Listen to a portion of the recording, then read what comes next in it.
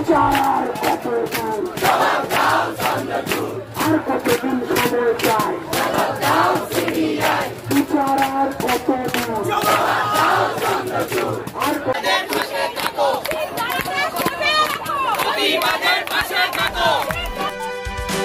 Junior ডাক্তাররা বলছেন বিচার চাই, আন্দোলনের পাশে থাকুন। আন্দোলনের পাশেও আছি, বিচারও চাইছি, কিন্তু বিচারটা কি আদৌ পাবো? মমতা বন্দ্যোপাধ্যায়ের কলকাতা পুলিশ, বিনীত গোয়েলের কলকাতা পুলিশ কি করেছে এই আরজিকর কাণ্ডে এতদিনে, এই বাংলার বাচ্চারাও জেনে গেছে, নতুন করে আর বলার কোনো অপেক্ষা রাখে না। অপরাধের পর সমস্ত ব্যাপারে অসঙ্গতি কলকাতা পুলিশের, যেন মনে হচ্ছে কয়েকজন মূর্খকে কলকাতা পুলিশের কর্তাদের পদে বসিয়ে দেওয়া হয়েছে। হাইকোর্ট এবং সুপ্রিম কোর্টে লেজে গোবরে হয়ে গেছে।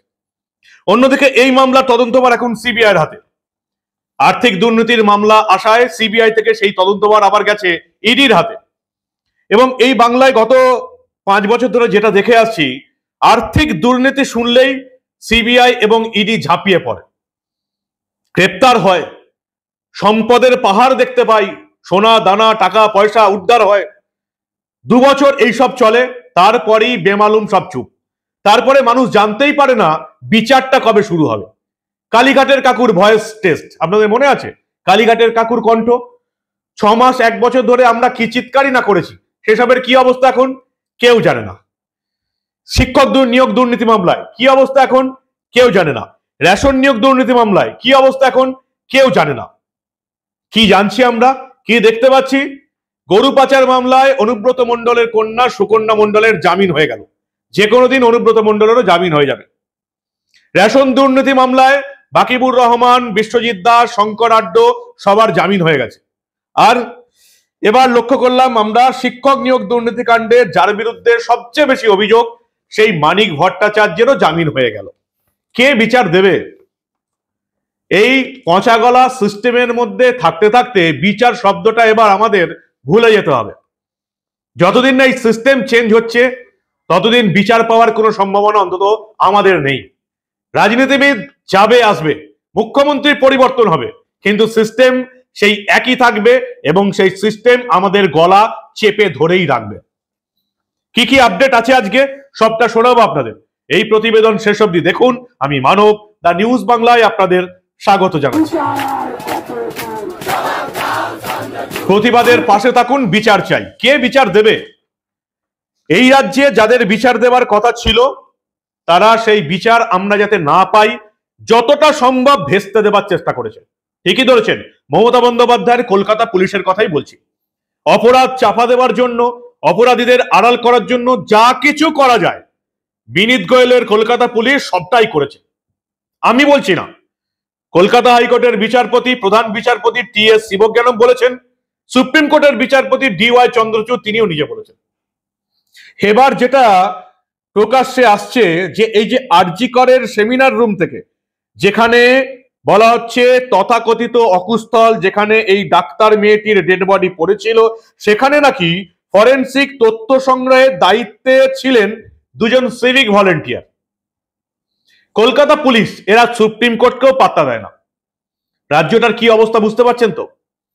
আদালতের ভার্ডিক্ট যে এই সিভিক পুলিশ, সিভিক ভলেন্টিয়ারকে দিয়ে কিচ্ছু কাজ করানো যাবে না। ওই লাইন সামলানো, এসব করা, ছোটখাটো কাজ ছাড়া কোন রকম দায়িত্বপূর্ণ কাজ করা যাবে না। সেখানে বিনীত গোয়েলের কলকাতা পুলিশ, মমতা বন্দ্যোপাধ্যায়ের কলকাতা পুলিশ আরজিকরের সেমিনার রুম থেকে ফরেনসিকের তথ্য সংগ্রহের দায়িত্ব দিল 2 জন সিভিক ভলেন্টিয়ারকে। আর কারা ছিলেন এখানে? এক সিনিয়র সায়েন্টিফিক অফিসার এবং একজন সায়েন্টিফিক অ্যাসিস্ট্যান্ট। এই দুর্দান্ত কাজের জন্য কলকাতা পুলিশকে কি শ্রী উপহার দেওয়া হবে সেটা এবার মমতা বন্দ্যোপাধ্যায়কে ঠিক করতে হবে। যেখানে একজন হাসপাতালের মধ্যে একজন ডাক্তার, কর্তব্যরত ডাক্তারের অত্যাচার করে মারা হয়েছে, যাকে নির্যাতন করে মারা হয়েছে, সেখানে ক্রাইম সিনে কোনো বিশেষজ্ঞকে এই নমুনা সংগ্রহ করতে আরজিকরের সেমিনার রুমে নিয়ে আসা হয়নি। কি ভাবছেন শুধু সন্দীপ ঘোষকে গালাগাল দিলেই কাজ মিটে যাবে? কলকাতা পুলিশ কি করেছেন আপনারা? মমতা বন্দ্যোপাধ্যায়ের হাসপাতাল কর্তৃপক্ষ, পুরো স্বাস্থ্য প্রশাসনটা দাঁড়িয়ে দেখে অপরাধের প্রমাণ লোপাট করার চেষ্টা করেছে। একটা গোটা রাজ্যের পুলিশ এবং প্রশাসন যদি অপরাধ লোপাট করার চেষ্টা করে, আপনারা কি করে আশা করেন যে বিচার পাবেন? বিচার চাই, প্রতিবাদে পাশে থাকুন। যত প্রতিবাদই করি না আমরা কোনোটাতেই আমরা বিচার পাবো না, কারণ বিচার পাওয়ার যাবতীয় রাস্তা একেবারে খতম করে রেখেছে এই সন্দীপ ঘোষের নেতৃত্বাধীন হাসপাতাল কর্তৃপক্ষ, এবং এটা দাঁড়িয়ে দেখেছে মমতা বন্দ্যোপাধ্যায়ের পুলিশ এবং প্রশাসন। সিভিক ভলেন্টিয়ার যাচ্ছে, একজন ডাক্তারকে অত্যাচার করে মেরে দেওয়া হয়েছে, খুনের ঘটনা, মার্ডারের ঘটনা, এত বড় একটা ঘটনায় দুজন সিভিক পুলিশকে অ্যাসিস্ট্যান্ট করে নিয়ে গেল একজন সায়েন্টিফিক অফিসার এবং একজন সায়েন্টিফিক অ্যাসিস্ট্যান্ট। কোন ক্রাইম সিন বিশেষজ্ঞকে আরজি করে সেমিনার রুমে পাঠানোই হয়নি। ভাবতে পারছেন কি আশা করছেন আপনারা? বিচার পাবো?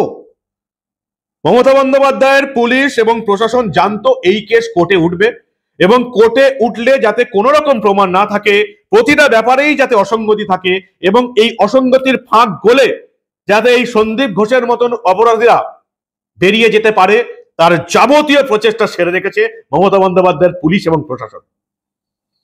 রাজ্যের একটা পুলিশ প্রশাসন বারবার যেটা বলে এসছে, একজন বা কয়েকজন অপরাধীকে রক্ষা করতে কোমরে গামছা বেঁধে নেমে পড়েছিল। আর আজকে সিবিআই নাকি জানতে পারছে যে ওই ডাক্তার মেয়েটির মুখে এবং অন্যান্য শরীরে কামড়ের দাগ ছিল, সেখান থেকে নাকি ডিএনএ পাওয়া যাবে। ভাবুন একবার, আপনারা যারা আমাদের প্রতিবেদন দেখেন, দা নিউজ বাংলার প্রতিবেদন দেখেন, তারা জানেন গত 1 মাস ধরে আমি চিৎকার করে বলে এসেছি যে এই ডাক্তারি মেয়েটির শরীরে যাবতীয় ডিএনএ, আঁচড়ের কামড়ের দাগ থেকে অপরাধীরা নিজেদের চিহ্ন ছেড়ে গিয়েছিল, সেই আঁচড় কামড়ের দাগ থেকেই অপরাধীদের শনাক্ত করা যেত। সেটা কলকাতা পুলিশ কোনোদিন বুঝতে পারেনি, তাই তারা 7 তাড়াতাড়ি মৃতদেহ পুড়িয়ে দেওয়ার ব্যবস্থা করেছিল। সিবিআই এটা 1 মাস পরে বুঝতে পারছে। এবার আপনারা ভাবুন যে সামান্য জিনিসটা আমার মতন একজন সাধারণ মানুষ 1 মাস ধরে চিৎকার করে বলে এলো যে এই মেয়েটি, এই ডাক্তারটির শরীরেই যাবতীয় অপরাধীর চিহ্ন বর্তমান ছিল, সেজন্যই মমতা বন্দ্যোপাধ্যায়ের পুলিশ, বিনীত গোয়েলের পুলিশ, টালা থানার পুলিশ 7 তাড়াতাড়ি এই মৃতদেহটা পুড়িয়ে দেওয়ার ব্যবস্থা করলো। যেটা আমি সাধারণ মানুষ হিসাবে, আমি বিশেষজ্ঞ নই, কিচ্ছু জানি না, আইন, আদালত, ফরেন্সিক কিচ্ছু জানি না, আমি ছবি দেখে বলে দিয়েছিলাম ওই মেয়েটির শরীরে যাবতীয় ডিএনএ এবং প্রমাণ বর্তমান ছিল। কলকাতা পুলিশ যেটা নাকি বুঝতে পারেনি, সিবিআই এটা এতদিন পর বুঝতে পারছে। কি বলবেন বলুন তো, কি বলবেন? কলকাতা পুলিশ কি মূর্খ, নাকি সিবিআই কিছু জানে না? যেটা আমার মতন সাধারণ মানুষ যে কিছুই জানে না, সে 1 মাস ধরে চিৎকার করে বলে এলো, আর কলকাতা পুলিশ বুঝতে পারলো না, সিবিআই এতদিন পর জানতে পারছে। বাকি সিদ্ধান্ত এবার আপনাদেরই নিতে হবে। সিবিআই এবং ইডি, তুষার মেহতা সিবিআই আইনজীবী, কেন্দ্রের সলিসিটর জেনারেল পরিষ্কার বলে দিয়েছেন যে এই ঘটনার প্রথম 5 ঘন্টা অত্যন্ত ইম্পর্টেন্ট। আমরা 5 দিন পর দায়িত্ব পেয়েছি, ফলে এই অপরাধীদের আদৌ ধরা যাবে কি না সেটাই এখন প্রশ্ন। বিভিন্ন রিপোর্টে উঠে আসছে এই মেয়েটির শরীরে নাকি পরবর্তীকালে ইনজেকশন দিয়ে এই সঞ্জয় রায় সিভিক ভলেন্টিয়ারের বীর্য নাকি ইনজেক্ট করা হয়েছে। জানি না এই রিপোর্ট কতটা সত্যি, কারণ সিবিআই এখনো অফিসিয়াল কোনো ডিক্লারেশন দেয়নি। আমরা পুলিশের কাছ থেকেও এই ডিক্লারেশনটা চাইছি যে সত্যি ওই দিন সেমিনার রুমে দুজন সিভিক ভলেন্টিয়ারকে এই ফরেনসিক টেস্টের জন্য পাঠানো হয়েছিল কিনা। সিবিআই এবং ইডি যত দ্রুত কোনো আর্থিক তছরূপ বা আর্থিক ঘোটালার মামলা হলে যত দ্রুত কাজ করে, এই খুনের ঘটনায় অপরাধীদের হত্যা করতে খুব দুঃখের সঙ্গে জানাতে বাধ্য হচ্ছি তত দ্রুত কাজ করছে না। ইডি এলো ঘটনাস্থলে। ইডি আসার পর সন্দীপ ঘোষের একের পর এক সম্পত্তি উদ্ধার হলো। সন্দীপ ঘোষের ঘনিষ্ঠ ব্যবসায়ী স্বপন সাহার বাড়ি থেকে 7 কেজি সোনা পাওয়া গেল। সন্দীপ ঘোষ এবং তার অনুগামীদের প্রচুর পরিমাণে সম্পত্তির হদিশ পাওয়া যাচ্ছে। কাজের কাজ কি হবে? সিবিআই এবং ইডি একেবারে লাফিয়ে পড়ে তদন্ত শুরু করে, 2-4 জনকে গ্রেপ্তারও করে ফেলে। বাংলার মানুষ দেখতে পায় চারদিক থেকে কত সম্পত্তি উদ্ধার হচ্ছে, কিন্তু তারপর আর কিছু হয় না। কোনো মামলার চার্জশিটই জমা পড়ে না। বিচার শুরু হওয়া এবং ট্রায়াল শুরু হওয়া তো অনেক দূরের ব্যাপার। একে একে জামিন পেয়ে যাচ্ছেন অপরাধীরা। প্রথমে আমরা দেখলাম রেশন দুর্নীতি কাণ্ডে বাকিবুর রহমান, শঙ্কর আড্ডো, বিশ্বজিৎ দাস 3 জন জামিন পেয়ে গেলেন। কেন? কারণ ইডি যেটা দাবি করেছিল যে রেশন দুর্নীতির টাকা বিদেশে চলে গেছে, সেটা আদালতে প্রমাণ করতে পারেনি। যেখানে টাকার গল্প, সেখানে ইডি সম্পত্তি উদ্ধার করতে পারে, কিন্তু সেটা আর প্রমাণ করতে পারে না। তারপরে দেখলাম আমরা গরু পাচার কাণ্ড। অনুব্রত মণ্ডলের মেয়ে সুকন্যা মণ্ডল জামিন পেয়ে গেলেন, কারণ ইডি আর কোনো তদন্তে অগ্রগতি দেখতে পাচ্ছে না। ইডির তদন্তে অগ্রগতি দেখতে না পেয়ে দিল্লি হাইকোর্ট সুকন্যা মণ্ডলকে জামিন দিয়েছে। আর কয়েকটা দিন তারপরেই অনুব্রত মণ্ডলের জামিন হয়ে যাবে। রেশন দুর্নীতিকাণ্ডে বাকিবুর রহমান সহ 3 জনের জামিন হয়ে গেছে, আর কয়েকটা দিন এরপরে জ্যোতিপ্রিয় মল্লিক জামিন হয়ে যাবে। আর এবার শিক্ষক নিয়োগ দুর্নীতিকাণ্ডের মাথা যে সেই মানিক ভট্টাচার্যের জামিন হয়ে গেল। 4টে শর্ত দিয়ে আজকে কলকাতা হাইকোর্ট জামিন দিয়েছে। প্রেসিডেন্সি জেল থেকে মুক্তি পেতে চলেছেন 23 মাস পর, 23 মাস প্রায় 2 বছর পর মুক্তি পেতে চলেছেন মানিক ভট্টাচার্য। 2022-এর 11ই অক্টোবর নিয়োগ দুর্নীতি মামলায় তাকে গ্রেপ্তার করা হয়েছিল। ভাবুন একবার, 2022-এর 11ই অক্টোবর এই মানিক ভট্টাচার্যকে গ্রেপ্তার করা হয়েছিল।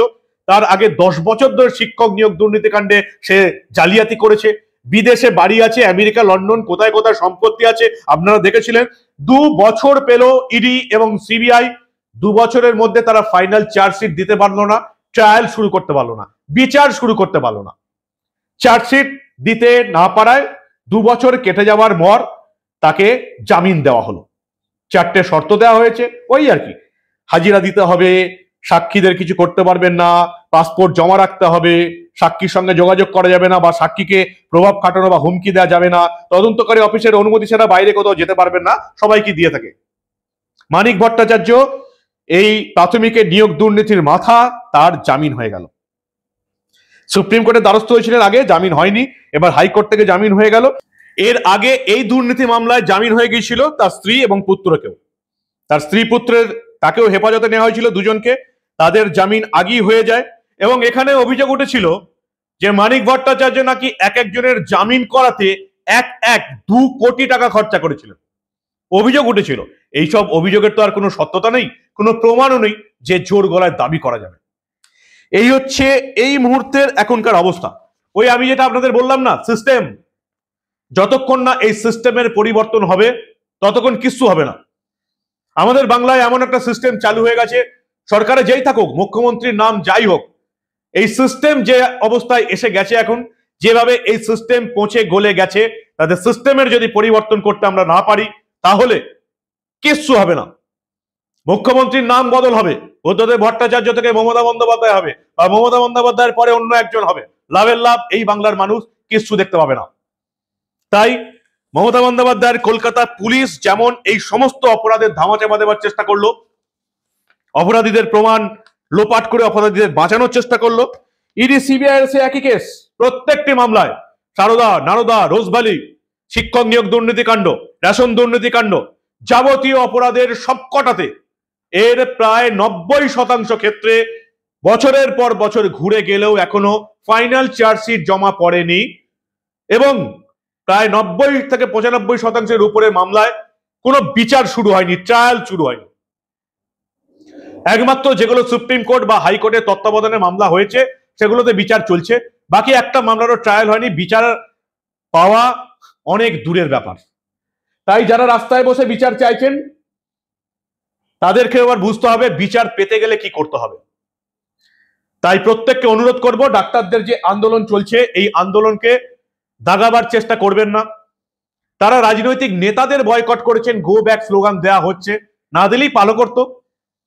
কিন্তু রাজনৈতিক মনস্ক মানুষরা কিন্তু এখানে হাজির হচ্ছেন, সেটা বামেদের তরফ থেকেও আছে, বিজেপির তরফ থেকেও আছে। বিজেপি মনস্ক মানুষরা এই আন্দোলনে যোগ দিয়েছেন, বাম মনস্ক মানুষরা এই আন্দোলনে যোগ দিয়েছেন। আন্দোলনকে সাপোর্ট করুন দাগানোর পরিবর্তে, কারণ জুনিয়র ডাক্তারদের এই আন্দোলনটা হচ্ছে আমাদের রাজ্যে স্বাস্থ্যে সাফাই করার উদ্দেশ্যে, যে সাফাইটা অত্যন্ত দরকার।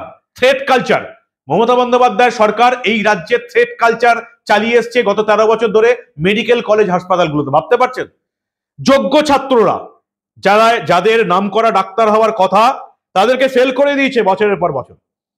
পাস করে দেওয়ার পরেও ডিগ্রির সার্টিফিকেট দেয়নি, অনেককে হাইকোর্টে ছুটতে হচ্ছে সেই সার্টিফিকেট আনতে। কেন?